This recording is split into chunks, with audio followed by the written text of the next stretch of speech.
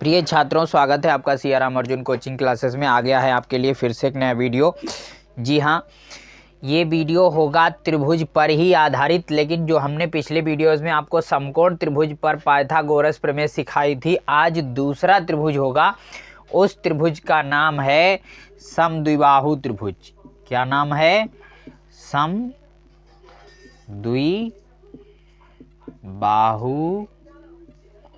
त्रिभुज। अच्छा, ये क्या होता है? समद्विबाहु त्रिभुज क्या होता है? तो ये पूरी डिटेल से आपको इसमें समझाया जाएगा कि आखिर समद्विबाहु त्रिभुज क्या होता है, कैसे बनता है, कौन कौन सी भुजाएं होती हैं, कैसे कोण होते हैं, इसमें ये सब आपको बताएंगे हम। उससे पहले हम चाहेंगे जिन लोगों ने अभी तक हमारे चैनल को सब्सक्राइब नहीं किया है वो लोग हमारे चैनल को सब्सक्राइब जरूर करें, बेल आइकन जरूर दबाएं, शेयर ज़्यादा से ज़्यादा कर दें, क्योंकि कोई भी बच्चा कभी भी कुछ सीख रहा है तो उसके सामने अगर आपका वीडियो पहुंच जाता है तो वो और अच्छे से सीख सके और उसे लगे कि हाँ, ये वीडियो उसके काम का है। तो इसलिए शेयर ज़्यादा से ज़्यादा करिए, बेल आइकन ज़रूर दबाइए, कमेंट ज़रूर करना। अगर आप लोगों को वीडियो पसंद आ जाए तो कमेंट ज़रूर करना, और अगर वीडियो पसंद भी आ जाए तो लाइक भी कर देना। ठीक, तो शुरू करते हैं आज का वीडियो। समद्विबाहु त्रिभुज। समद्विबाहु त्रिभुज क्या होता है? देखिए, यहाँ से लिखा है सम और द्वि। इसका मतलब क्या होता है? देखिए, यहाँ पर लिखा है सम और क्या लिखा? द्वि, और लिखा आपका बाहु। देखिए, ध्यान से समझना इसे। सम का मतलब बराबर, सम का मतलब होता है समान, यानी बराबर भी कह सकते हो, समान भी कह सकते हो। ठीक। द्वि का मतलब होता है दो। क्या? दो, इस तरह से भी लिख सकते हो। और बाहु का मतलब होता है भुजा, और भुजा का मतलब होता है उसकी एक साइड, जो एक साइड होती है आपकी। ठीक, यानी ऐसा त्रिभुज जिसकी समान भुजाएं हो, कितनी? दो, और उन्हीं को हम लोग क्या कहते हैं? समद्विबाहु त्रिभुज। समझ में आ गया? अब देखिए, इसका अगर हम चित्र बनाएं तो आपके सामने देखिए इस तरह से बनेगा ये चित्र।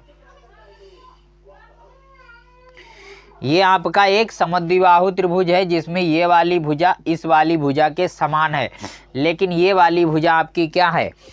अलग है, ये उससे कुछ छोटी है। ठीक, ये इस तरह से कोई भी आप कैसा भी चित्र बना सकते हो और बहुत आसानी से बन जाएगा। ये देखिए क्या है? ये एक समद्विबाहु त्रिभुज है, क्योंकि ये आपकी क्या है? दो भुजाएं और तीसरी भुजा से भिन्न है। इस तरह से कोई भी त्रिभुज आप बना सकते हो। देखो,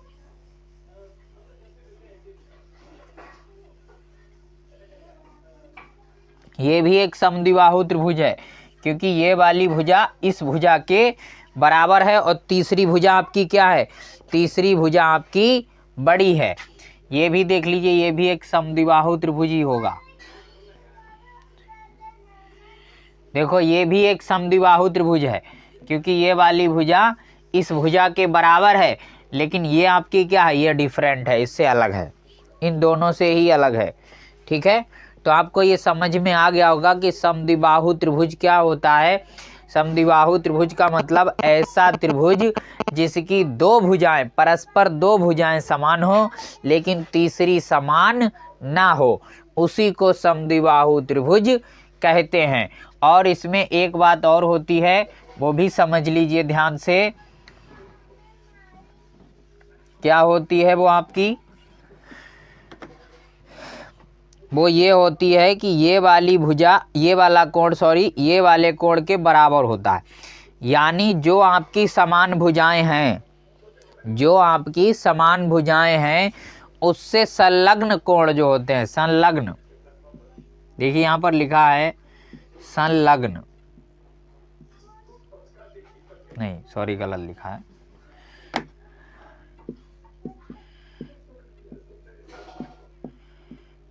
संलग्न। संलग्न का मतलब क्या होता है?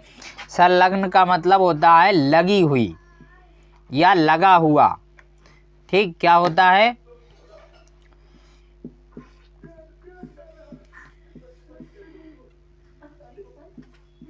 लगी हुई या लगा हुआ कोण, लगी हुई भुजा कह सकते हो आप, ठीक, और लगा हुआ कोण कह सकते हो। तो जो आपकी समान भुजाएं हैं उनसे लगे हुए कोण, देखो उससे लगा है ये कोण, ये वाला कोण उससे लगा है, लेकिन तीसरी भुजा के संपर्क में होगा, तीसरी भुजा के संपर्क में जरूर होगा। जो बराबर भुजाएं हैं उनके बीच का कोण जो होगा वो आपका बिल्कुल अलग होगा।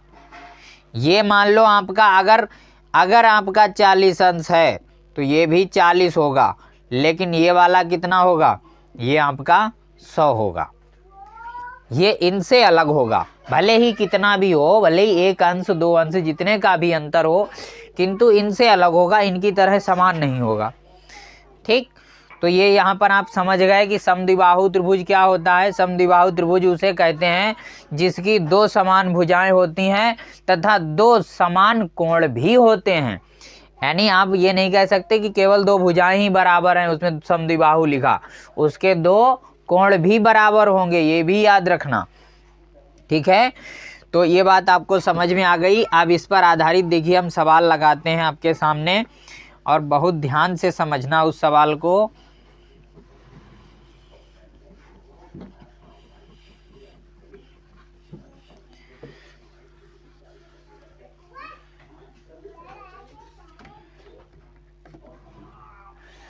ठीक, देखिए एक सवाल, मान लो आपको एक त्रिभुज दिया उन्होंने, इस तरह से आपके सामने चित्र बना दिया,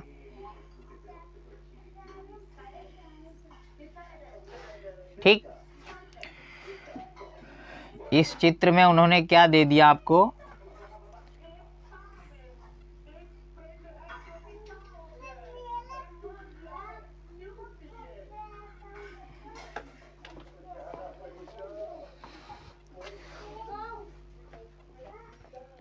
ये आपका कोई त्रिभुज है PQR, ठीक। उसके बाद इन्होंने आपके सामने कुछ भुजाएं रख दी, ये मान लो आपकी रख दी कितनी, 13 सेंटीमीटर, नीचे वाली रख दी 10 सेंटीमीटर,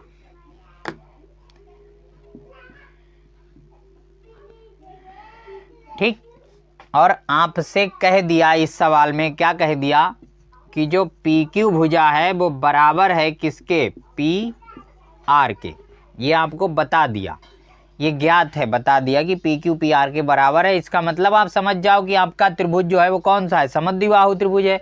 भाई 2 भुजाएं बराबर हैं, मतलब ये वाली भुजा इस भुजा के बराबर है, तो ये समद्विबाहु त्रिभुज है। अब समद्विबाहु त्रिभुज के क्षेत्रफल का क्या सूत्र होता है, उसके बाद उन्होंने कह दिया कि इस आकृति का क्षेत्रफल ज्ञात कीजिए। तो क्षेत्रफल मतलब समद्विबाहु त्रिभुज का क्षेत्रफल है नहीं, तो यहाँ पर समझ लीजिए यही आपका सूत्र है, एक समद्विबाहु त्रिभुज का क्षेत्रफल। इसके क्षेत्रफल का सूत्र होता है 1/2 आधार गुणा ऊंचाई। क्या होता है, 1/2 आधार गुणा ऊंचाई। अब यहाँ पर आधार तो आपको पता है, क्योंकि आधार का मतलब होता है ऐसी भुजा जिस पर ये त्रिभुज टिका हो, तो इसी पर तो टिका है, तो इसका मतलब है कि QR जो है वो आपकी 10 सेंटीमीटर, यही आपकी क्या कहलाएगी, ये आपकी आधार कहलाएगी।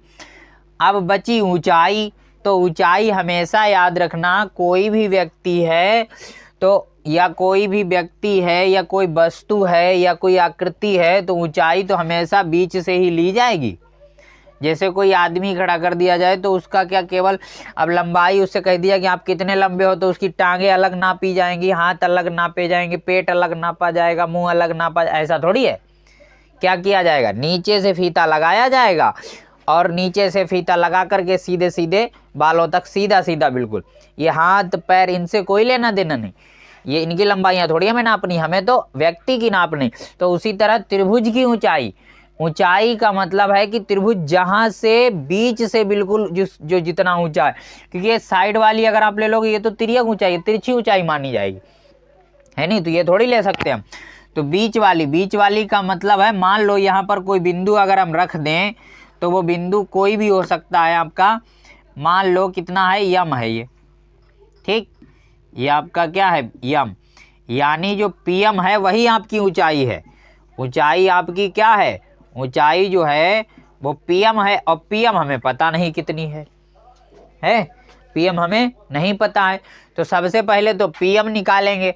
तो पीएम निकालने के लिए हमें पता है कि पीएमआर क्या है, पीएमआर एक समकोण त्रिभुज है। क्या है, एक समकोण त्रिभुज है। अब समकोण त्रिभुज है तो पीएम क्या हो गई, पीएम आपकी लंब हो गई, और लंब वाली आपने पाइथागोरस हमने आपको पिछले वीडियो में पढ़ाई है नहीं। तो लंब बराबर क्या सूत्र होता है, लंब को यल से लिखते हैं, तो यल बराबर √k² माइनस a², यही तो होता है भाई, कर्ण का वर्ग माइनस आधार का वर्ग। तो लंब बराबर, अब ये कर्ण कितना है, तो कर्ण तो आपको 13 दिख ही रहा है, माइनस आधार, तो आधार आप इतना ही ले सकते हो यहाँ से, यम आर जो है वही आपका आधार लिया जाएगा इस त्रिभुज में।